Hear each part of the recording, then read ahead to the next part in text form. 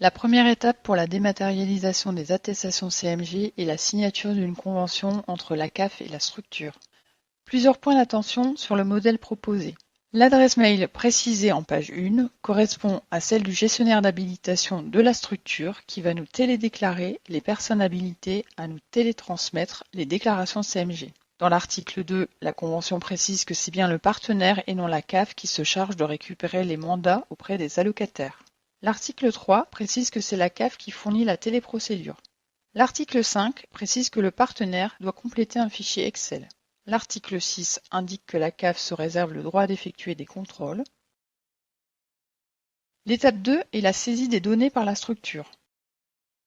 La saisie se fait dans un fichier Excel simple reprenant les éléments nécessaires à la liquidation. À noter que pour le fichier garde d'enfants à domicile, il n'y a pas de saisie d'informations enfants.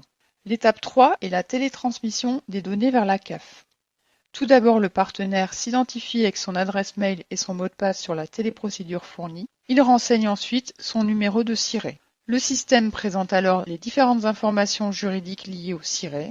Le partenaire vérifie ces informations, nous autorise à vérifier l'exactitude des informations de son organisation, puis clique sur le bouton « Étape suivante ». Le partenaire doit accepter les conditions générales de sa déclaration, puis clique sur le bouton « Parcourir » pour sélectionner le fichier Excel qu'il vient de compléter. Enfin, il clique sur le bouton « Soumettre le dossier » pour nous transférer le fichier. Le service lui indique alors que le dossier est correctement déposé. Un courriel est envoyé en parallèle au partenaire. L'étape 4 est la récupération des données transmises. C'est une étape automatique qui s'exécute en CAF.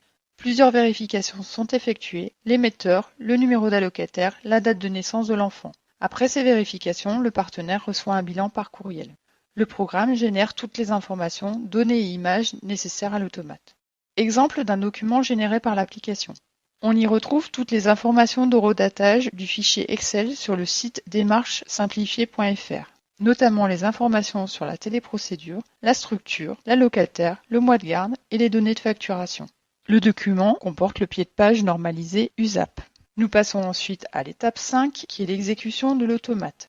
L'automate lance l'activité gérer les traitements spécifiques, puis la tâche traiter une liste.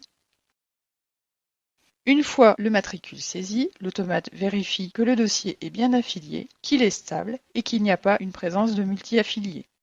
Ces vérifications sont paramétrables. Si toutes les conditions sont remplies, l'automate poursuit son exécution par la saisie du fait générateur @cmgment. Il interroge Tiercy pour récupérer le SIRET du tiers et le comparer avec le SIRET utilisé lors du dépôt du fichier Excel. La saisie continue par la sélection du mois de garde. L'automate recherche la date de naissance déclarée dans la liste d'enfants gardés inscrits sur le dossier. Si l'enfant est trouvé, il procède à la saisie des données de facturation.